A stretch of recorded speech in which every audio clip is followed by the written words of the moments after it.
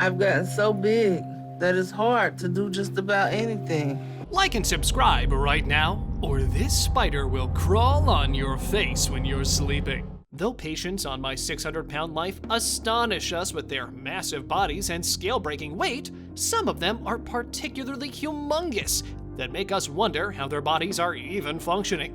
Let's take a look at some of the most ginormous patients in My 600-Pound Life. Teresa Hollis Neely. If she doesn't get up, she's not gonna last much longer. I'm down. Even though she was well aware of the consequences of overeating, this former health coordinator tipped the scales at an estimated 800 pounds. When viewers first met her, she had been bedridden for nearly 2 years, and her weight loss journey had been fraught with difficulties. Teresa shed 210 pounds in the first 4 months of her weight reduction efforts, and 6 months later, Dr. Now demanded that she should try to stand. Do you think we can give it a try to see if we can stand up? It's worth a try. All right. Which she miserably failed to accomplish. That's good. That's good. Teresa insisted that her mobility would improve if she could have an operation for the lymphedema in her legs. Dr. Now agreed with her, saying that Teresa would benefit from the surgery. However, she grieved that she couldn't be a proper grandma to her grandkids. At the end of the show, Teresa went from 800 pounds to 461 pounds and could even stand. You do your counting, okay?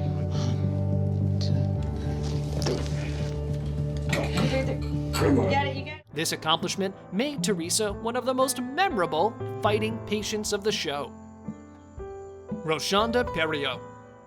If I ever get to where I can't do nothing for myself, I don't think I want to be here anymore. When Roshonda and her family appeared on the show, they were named the 1-Ton Family. Roshonda, the eldest of the Perio siblings, weighed about 803 pounds. Her weight gain came after a terrible childhood, after her mother and her siblings were kicked out of their home by their father. She shed a significant amount of weight after 2 years, but her progress stalled when Roshonda and Brandy chose to leave Houston and return home to help and care for their dying father, with whom the siblings were attempting to improve their relationship. Obviously, I'm concerned about the fact that you gained half of the weight you lost, Roshonda. What happened? We all know how the doctor reacts when that happens, but this time he acted differently, encouraging her to get back on track. As the doctor had predicted, Roshonda's hard work paid off as she lost around 300 pounds, and she's been going strong ever since. Robert Butchell. The tasks that Catherine has to endure every day, it's not what she signed up for coming into my life. Robert weighed 842 pounds when he first appeared on the show, and sadly, he died even after receiving a lot of help from physicians and dropping 340 pounds in total. He even had qualified for gastric bypass surgery, and it appeared that he was on his way to a healthier life.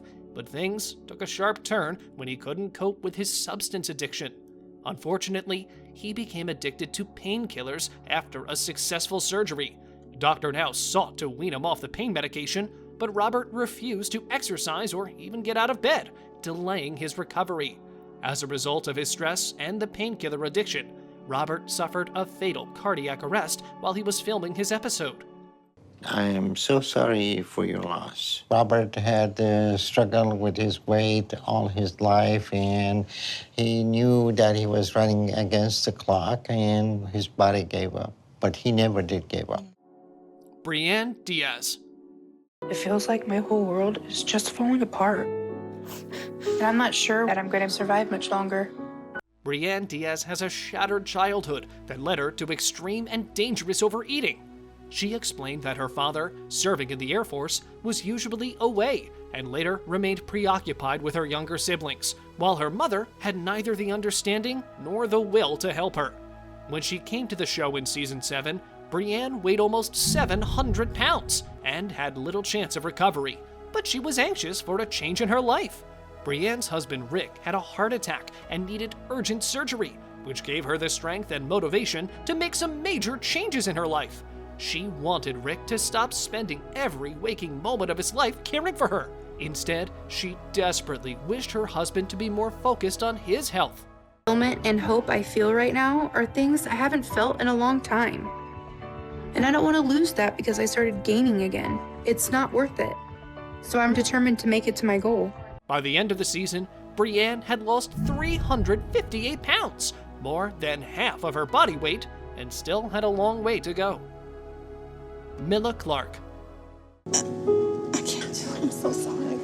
Milla weighed over 750 pounds when we first met her in 2016. She had been unable to walk for 13 years and was relying on her 5 children for care. She felt motivated to keep her health and reduced the pounds for good after her husband died 2 months before filming for the show. Milla had numerous operations to remove the excess skin left behind as she shrunk down after losing enough weight on the show to qualify for weight loss surgery. We witnessed her progress continued after her episode ended when she revisited Where Are They Now special. Though she was still in a wheelchair, she had finally reduced enough weight to stand tall on Dr. Now's scales without assistance. Let me go, I got it. I got it. Okay, you're down to 600 pounds. Good work. Okay. Henry Foots. When I was 45, that's when I broke the 600 mark. Sometimes I just gorge myself, and it's still not enough. Dr. Now's first patient, Henry Foots, was 47 years old and weighed 715 pounds, making him the biggest patient in season 1. Foots' weight loss journey included several big setbacks, including collapsing during surgery and having to be revived. Foots was rattled by the experience. Henry, you're waking up. Henry, listen. Henry. But he was more determined than ever to restore his life. He showed an amazing weight loss of 440 pounds towards the end of his episode and went back to work as a shuttle bus driver in 2012, free of the confines of his weight. He had a medical episode a few months later, which caused him to lose control of his bus, which hit and killed a 43-year-old woman. Foots passed away in May of 2013. Although his death was not associated with his weight or the bus accident in 2012, the exact cause of death is unknown. Pauline Potter. Prayed for something to save my life because I'll probably die in my bed one day. Pauline was named the heaviest woman living in the Guinness Book of World Records when she weighed 643 pounds. Her oldest son looked after her and took care of everything around the house. Pauline realized that her weight had been keeping her from fully experiencing life. When Dr. Now met with Pauline in Houston, Texas office, it was obvious that she would resist him at every point. Doesn't see her own responsibility in her current situation. So the question is if she even want to change right now. Pauline was insistent about him placing her on a strict 1,200-calorie diet.